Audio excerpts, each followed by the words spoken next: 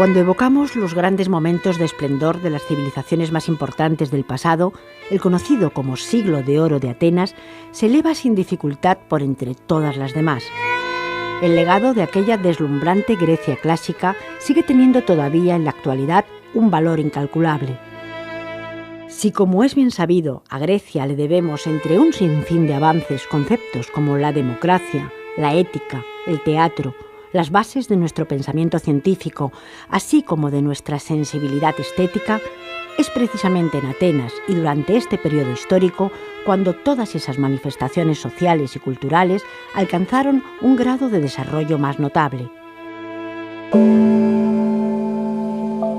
Se considera que uno de los principales artífices de esta portentosa Edad de Oro fue Pericles, estratega y gobernante de Atenas durante más de 3 décadas. Pericles, político elocuente y no menos brillante militar, supo atraer hasta Atenas a los más excelentes artistas, arquitectos, pensadores, estadistas y literatos de su época, transformando a su ciudad en la primera potencia de su tiempo. Durante este periodo, Atenas se convirtió en la escuela de Grecia, y la casa de Pericles, gobernada a su vez con juicio por su segunda e influyente mujer, Aspasia de Mileto, acogió a todos los grandes personajes de la época. De entre las muchas y muy brillantes mentes que frecuentaron el hogar de Pericles, destacó por su importancia, así como por el grado de proximidad con la pareja más importante de Atenas, el filósofo Anaxágoras. Natural de Clazómenas, ciudad situada en las costas de la actual Turquía, el pensador jonio tuvo que huir de su polis cuando los persas la destruyeron a principios del siglo V a.C., convirtiéndose de esta manera en el primero de los pensadores de su generación refugiados en Atenas. Con Anaxágoras de Clazomene estamos en el siglo V a.C., por lo tanto en el gran florecimiento de Atenas, del Atenas de Pericles.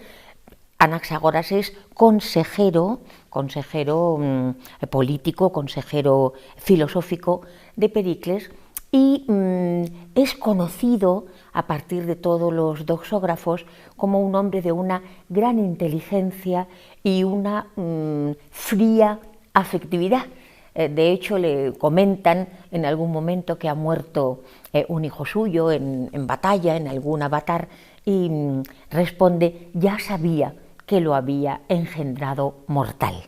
Eso tiene interés, más allá de la anécdota, para que nos hagamos cargo del gran personaje que es Anaxágoras. Anaxágoras es un filósofo de extracción jonia, un filósofo clazomenio, afincado en Atenas en tiempos de Pericles, y ha sido relacionado con la figura de Pericles y con los allegados a Pericles, con lo que habría sido la corte de Pericles, quizás como un asesor de todos ellos. Ha sido relacionado también con Eurípides.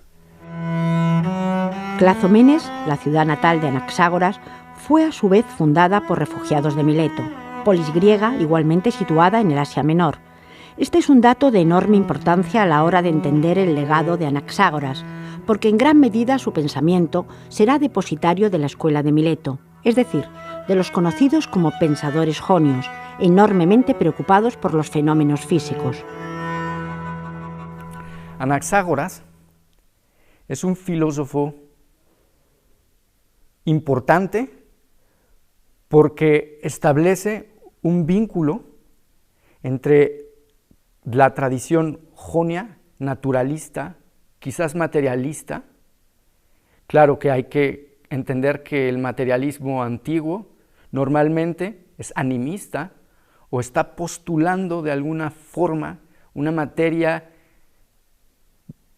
animada, con vida, que no es absolutamente inerte. Y por otro lado, está intentando elaborar un pensamiento conceptualmente más elaborado, con principios lógicos más claros, deudor de la ontología eleática de Parménides. ¿Para qué has nacido?, le preguntaron en cierta ocasión a Anaxágoras, a lo que cuentan el filósofo respondió sin apenas inmutarse: para contemplar el cielo y el orden del cosmos.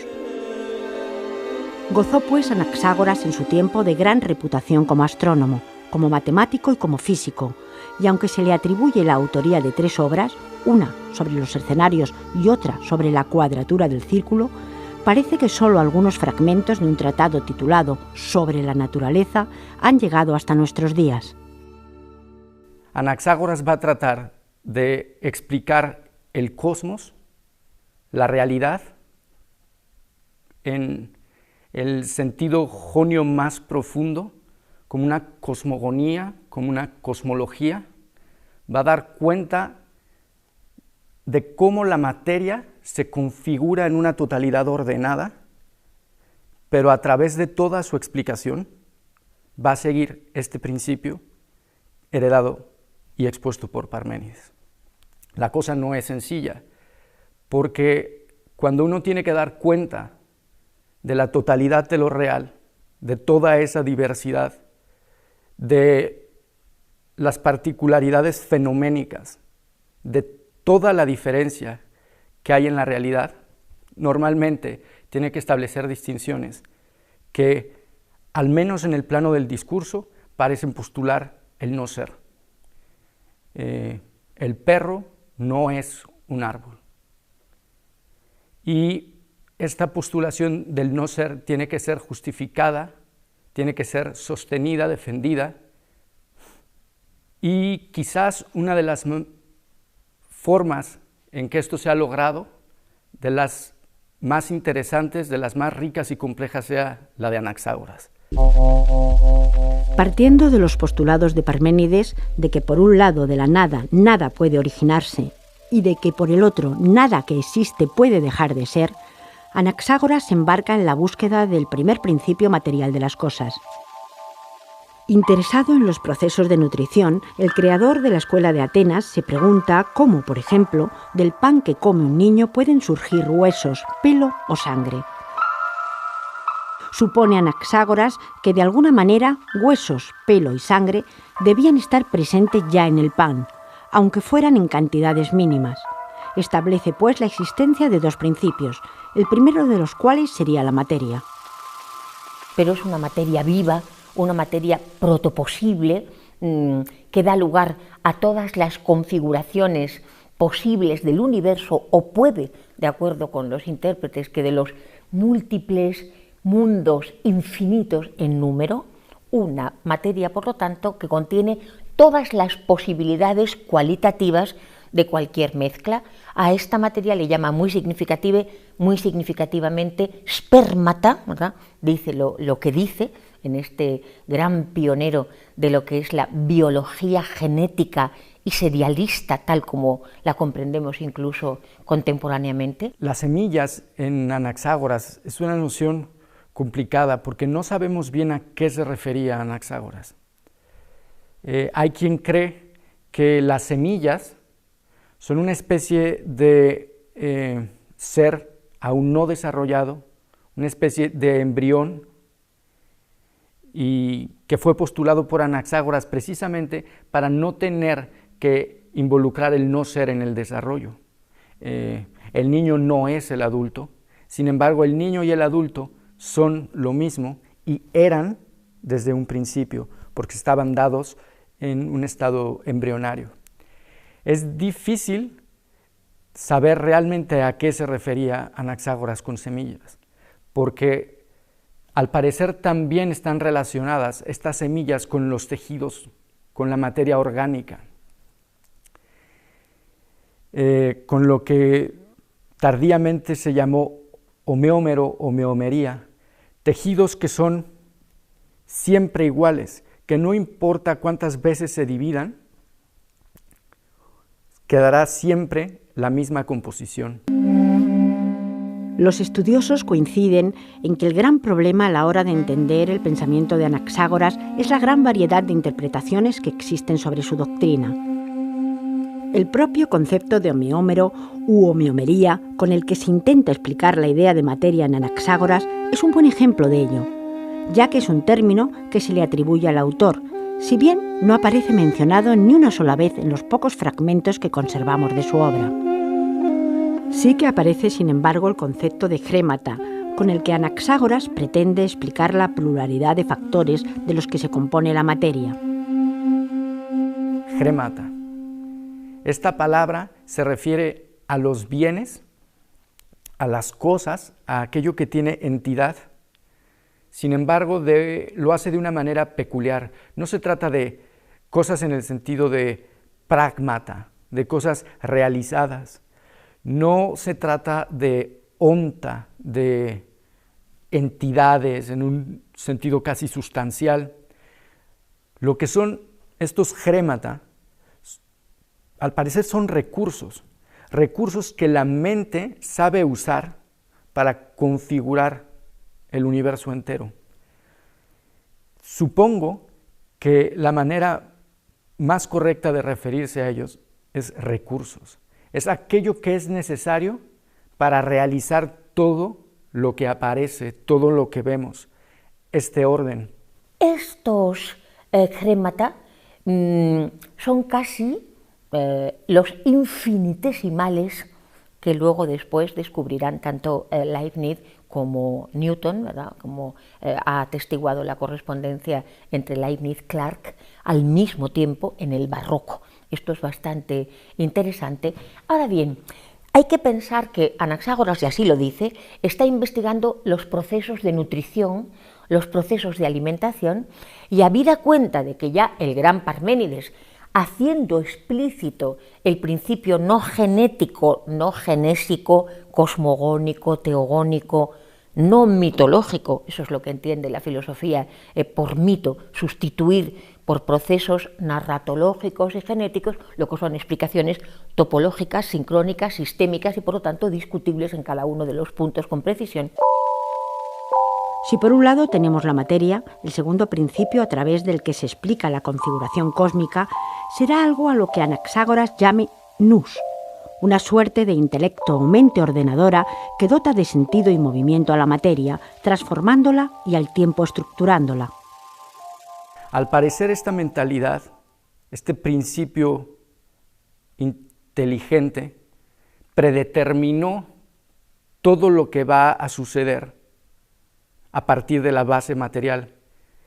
Anaxágoras dice que la mente al principio se apercibió de todas estas cosas contenidas en la masa, pero también que las organiza, que las ordena, que sabe ab eterno todo aquello que será, todo aquello que ha sido, que es, que conoce y determina el movimiento en el que gira el universo. También que es aquello que tiene el máximo poder.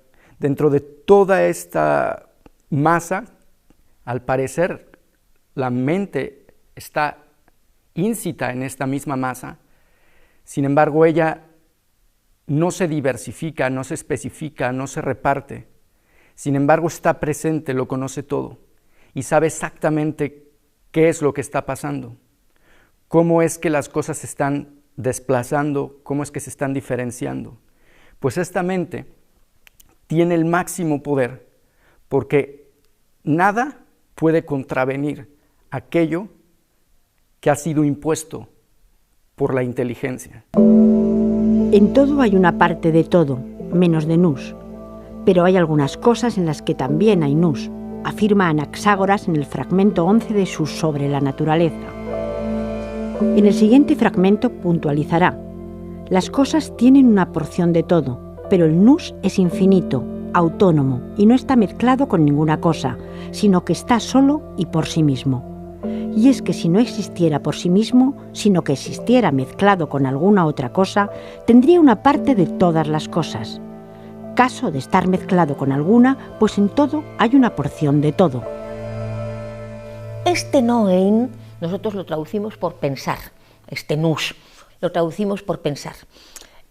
Sin embargo, mucho cuidado, porque a partir de Descartes, por pensamiento entendemos el estado de conciencia psicológico de un montón de operaciones abstractas. No, este es un pensar muy restrictivo, no es imaginar, no es recordar, es una dimensión todavía profundamente misteriosa para nosotros cada vez que lo pensamos, por lo siguiente, que es lo más difícil de entender de Anaxágoras, y si no se entiende no se le hace justicia.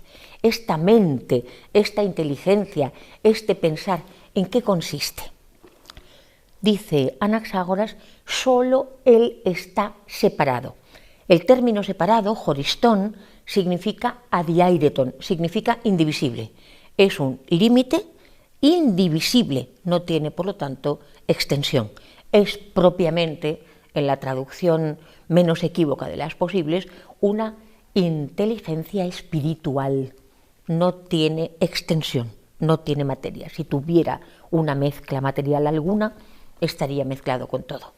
Por lo tanto, podemos ver que en Anaxágoras hay ya un pensamiento filosófico muy rico explicativamente, y que atiende tanto a la tradición como a un pensamiento más riguroso que en algún momento cuestionó a la tradición.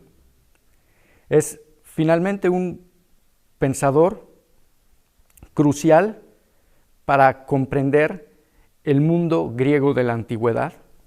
Es un filósofo arcaico, sí, en el que la cosmovisión griega, propia de la época arcaica, quizás trágica, sigue operando.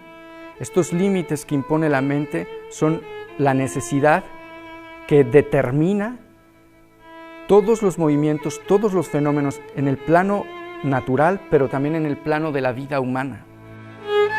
Arquetipo de sabio jónico, se dice que Anaxágoras fue una persona al tiempo cosmopolita e individualista, desarraigado de su polis y desapegado respecto a patria alguna. Sin embargo, su pensamiento influenció a legisladores e inspiró modelos de sociedad y convivencia en su época. Al parecer, esta distribución de los recursos que concibe en el plano material, natural, también rige su concepción de la vida humana. La actividad en la polis es siempre una interacción, implica siempre una distribución de recursos, una organización. Anaxágoras emplea palabras relacionadas etimológicamente con cosmos. No emplea todavía, como Demócrito, la palabra microcosmos. Sin embargo, parece que tiene la idea de un orden que rige las totalidades. Por lo tanto, no sería demasiado arriesgado creer que hay una especie de principio que regula la vida colectiva. Parece estar sugerido en el fragmento 4, que la actividad humana se realiza siguiendo estos mismos procesos de distribución, ya sea, insisto, en un plano económico o en un plano cultural, civil, político. En el ágora ateniense, otrora escenario de debate y de confrontación de ideas, Anaxágoras sería juzgado por impiedad, la misma acusación en virtud de la que años más tarde condenarían a muerte a Sócrates. Los enemigos del filósofo basarían su imputación en la afirmación de que el sol no es sino una piedra incandescente, negando con ello que fuera un dios. La pena, sin embargo, le sería conmutada por el exilio. Anaxágoras recibiría asilo de la polis de Lámsaco, donde fue respetado con tal cariño y veneración que sus nuevos conciudadanos llegaron a acuñar monedas con su efigie. Murió en el 428 a.C. Cuentan que sus últimas palabras serían: en todas partes hay la misma distancia al Hades. La influencia de Anaxágoras en la posteridad se refleja principalmente en Aristóteles. La teoría de las causas de Aristóteles sería incomprensible sin los filósofos presocráticos, y Puntualmente, la causa final, tal como la comprendió Aristóteles, no podría haber surgido sin un antecedente como el de Anaxágoras.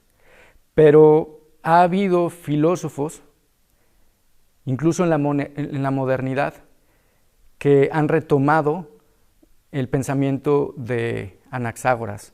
Leibniz, por ejemplo, cuando hablaba de la materia como algo que es absolutamente ilimitado, pues Leibniz, precisamente cuando habla de la ilimitación de lo real, está refiriéndose a los antiguos, y es muy probable que la alusión sea a Anaxágoras. Para nosotros es muy importante, para la ecología contemporánea, que es tan indispensable como que es una de las grandes tareas del pensar contemporáneo, la ecología, ¿verdad?, hacerse cargo de que la materia está viva y que desea el bien y que tiene inteligencia, es una dimensión que permitiría una ecología menos perteneciente al ahorro, con eso no se conseguirá nunca nada. En todo caso, la grémata, los recursos ecológicos tienen que ser los de la propia vida, dando lugar a la maravilla de las configuraciones de lo mejor, de lo posible, muy a menudo. Finalmente, al haber postulado una mente que ordena el universo entero, Anaxágoras expresa algo que se ha mantenido a través de la historia del pensamiento y que ha sido sostenido por los filósofos racionalistas.